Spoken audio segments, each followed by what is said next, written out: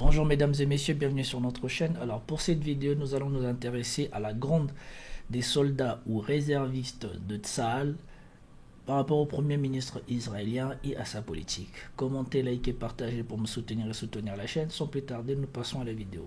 Alors ici, nous allons voir un petit résumé de France 24, bien sûr, qui ne veut probablement pas dire grand-chose, mais qui est quand même important. Et ensuite, nous verrons une interview de l'un des soldats qui mène cette fronde ou alors qui dénonce la politique de Netanyahou.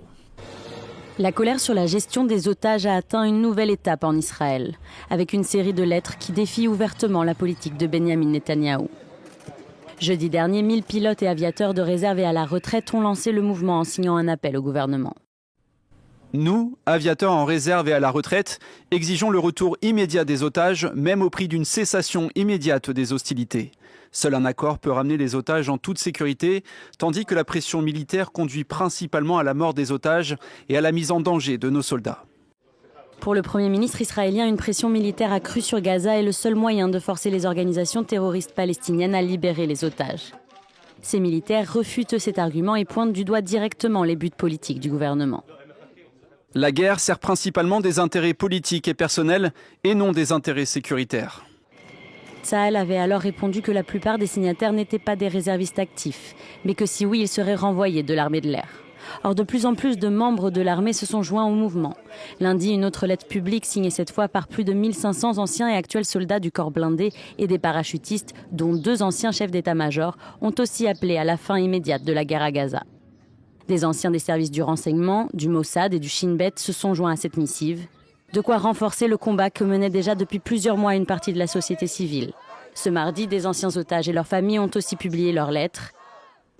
Et cette vague de pression semble soutenue par l'opinion publique.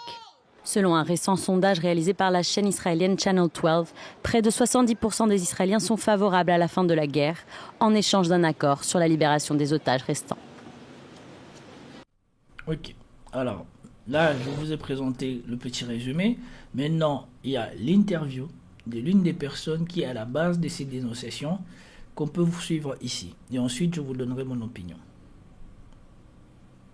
Bonjour Guy Poran, merci d'avoir accepté l'invitation de France 24. Vous êtes donc un ancien pilote de l'armée de l'air israélienne et vous êtes à l'initiative de cette lettre ouverte. Aujourd'hui, vous avez envie de dire quoi à Benjamin Netanyahou et son gouvernement?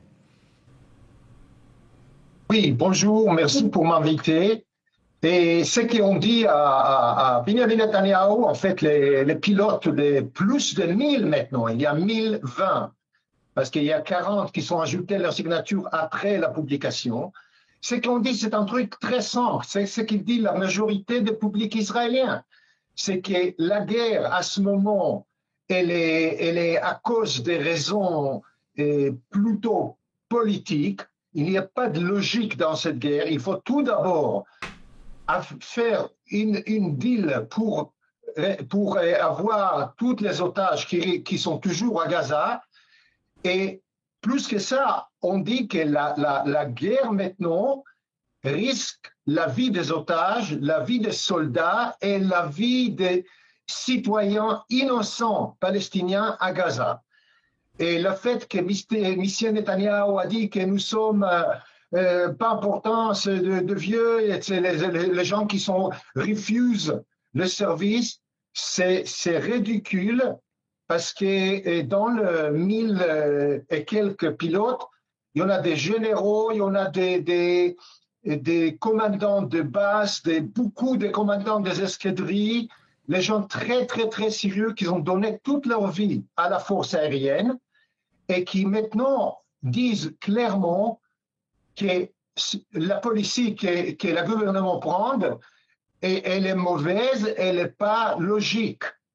Et lui, le Premier ministre qui en même temps laisse des dizaines de milliers des orthodoxes le droit de ne pas aller à l'armée, c'est lui qui fait ça, et en même temps, il nous appelle Refuseniks, etc. C'est ridicule. Est-ce que vous y croyez à votre appel? Qu'est-ce qui vous fait penser aujourd'hui que votre appel peut être entendu par le gouvernement de Benjamin Netanyahou, dont on connaît la politique et dont vous venez de rappeler les principales lignes? Bon, pour dire la vérité, on n'a pas beaucoup d'espoir sur M. Netanyahu et son gouvernement. Parce que lui, il a prouvé que l'opinion publique et tout ce qu'il dit la majorité, ils sont faux, parce qu'il n'a pas de choix. S'il arrête la guerre, et pour un otage, il va perdre son gouvernement. En fait, il a signé, il y a 2 mois, un accord dans lequel il y avait la deuxième étape qui permet de libérer les otages. Il a signé ça. Et puis après, dès que les ministères, les extrêmes droites, les ministères dans son gouvernement a menacé de faire tomber le gouvernement, il a jeté cet accord aux poubelles sans explication et renouvelé la guerre.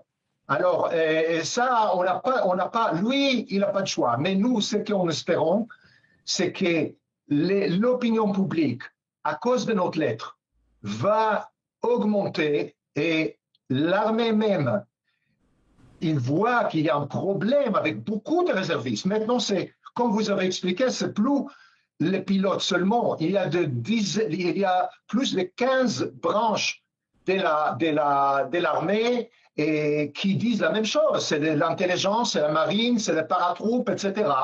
Et en espérant que l'armée va voir que c'est pas possible de continuer dans cette stratégie.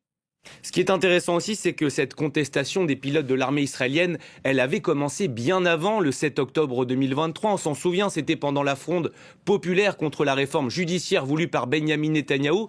Votre colère contre ce gouvernement, elle n'est pas nouvelle, c'est important de le préciser également. C'est vrai, mais ce n'est pas forcément le même groupe. C'est vrai que moi, je suis à la tête d'une organisation qui est active depuis 5 ans. Et qui a participé dans la manifestation contre la révolution du judiciaire. Mais là, maintenant, il y en a beaucoup d'anciens pilotes qui n'appartiennent pas à notre organisation et qui ont signé cette lettre. Et il y en a certains dans nos organisations qui n'avaient pas. C'est pour ça que cette lettre, maintenant, n'est pas publiée sous le nom de notre organisation, qui s'appelle 555 Patriotes, mais qui est de la part des gens des pilotes qui ont signé, plus de 1000. Ok, bon. Bonjour Guy. C'est fini pour cette interview, comme vous venez de le voir. Contrairement à ce que les sionistes français font en France, nous sommes dans toute autre chose dans la société israélienne. Les sondages montrent que la majorité des Israéliens ne sont plus d'accord avec la politique menée et la stratégie menée par leur Premier ministre par rapport à Gaza. Et donc, dans les médias français, on ne reprend pas ces informations. Ou alors, si c'est repris de manière très disparate et on ne focalise pas totalement sur la réalité de ce qui se passe en Israël. Veille stratégique, dans sa dernière publication, l'a dit, apparemment en Israël, je vais vous le mettre, je vais caler la séquence. Apparemment, en ce moment, en Israël, il y aurait plus de 100 000 réservistes qui ne veulent plus retourner au combat. Et donc, je vais vous le mettre ici, si je trouve bien, je trouve la séquence. Combattre, on a aujourd'hui des informations selon lesquelles il y a plus de 100 000, vous m'entendez bien, 100 000 réservistes israéliens qui sont tellement épuisés, écœurés, dégoûtés de ce qu'ils ont à faire depuis maintenant presque 1 an et demi, qui refusent tout simplement de venir se présenter dans leurs unités quand on les rappelle. 100 000. On l'avait expliqué il y a quelques semaines avec mon camarade, mon ami François Martin sur GPTV, et je pense qu'on en reparlera dès la semaine prochaine. L'armée israélienne est au bout du rouleau. Humainement d'abord, avant de parler des histoires de munitions, d'armements fournis par les États-Unis d'Amérique, il y a cet épuisement du facteur qui est le plus important dans une armée, qui est le facteur humain. Donc là, on a ce petit roquet qui, loin de... Voilà. Et là, il est en train de parler du fils de Netanyahou qui s'en est pris à Macron alors qu'il est planqué aux États-Unis et que lui, il ne se bat pas. Et je voulais revenir sur cette personne que l'on a vue qui est très active dans la société civile israélienne, puisque dans une vidéo de Pagès, si je me souviens bien, il avait calmer les ardeurs d'un sioniste français qui souvent prend l'antenne sur I24 pour faire part de ses positions pro-sionistes et qui, je ne sais pas s'il est en France ou pas, mais qui n'a toujours pas été poursuivi en France malgré les propos scandaleux qu'il tient. Et donc, je vais vous montrer la séquence. Ce même monsieur avait fait fermer sa bouche à David Anthony. C'est marqué le plateau d'I24 en panique, le Corse converti au judaïsme qui veut se croire plus juif que juif, et en face on a un juif de naissance qui reconnaît que des territoires sont occupés. J'ai plus tendance à croire le premier. Est-ce que vous partagez l'idée selon laquelle l'avenir d'Israël est menacé dans le cas où bien on laisserait les Palestiniens encercler quelque part les localités israéliennes dans les territoires et aussi peut-être au-delà de la ligne verte à terme? Déjà, il n'y en a pas 800 000 frères, il y a à peu près 400 000. Et je vous rappelle que le territoire de Judée et Samaria ne fait pas partie d'Israël. Officiellement, c'est pas Israël. Alors, c'est pas la cœur d'Israël, c'est pas de tout, ça fait pas partie officiellement d'Israël. Et ça, je trouve, mais je vais vous répondre. Pas encore, mais à ce moment, on parle d'à ce moment. Et ça, je trouve que c'est le fait qu'il y a une menace de la part des Palestiniens, je trouve ça comme une blague, et qui n'est pas de tout drôle. Il y a 2,5 millions de Palestiniens au Judée et Samaria, et depuis des années, leur terre est volée et violée par les colons. Depuis quand c'est tout le monde sait ça. On voit tous les jours les images et les vidéos des colons qui battent. Cette semaine-là, avant-hier, les chefs d'état-major a été en Judéa et il a viré les commandants militaires et il a emprisonné des soldats qui sont battus, qui ont essayé de faire une cleansing ethnique. Nettoyage j'ignorais que les Palestiniens sont en train de prendre la terre d'Israël. C'est une plague, parce que le monde entier savent que là-bas il y a 2,5 millions de Palestiniens et c'est leur terre. Et Israël, c'est tout le débat, c'est ça. Non, mais depuis quand? Tout le débat, c'est ça. J'ignorais que les Palestiniens dans la tête. Attendez, on va peut-être voir, messieurs, on va peut-être voir la carte, revoir la carte s'il vous plaît. On va revoir, c'est important. Ok, donc comme vous voyez, tout le monde ne partage pas les positions pro-sionistes que nous avons en France. Et maintenant que l'opinion publique a changé, ceux qui défendent le sionisme du Premier ministre Netanyahou, maintenant en France, commencent à avoir un discours un peu plus modéré, mais surtout, ils essayent d'invisibiliser tout sujet au sujet d'Israël et particulièrement de Benjamin Netanyahou en France.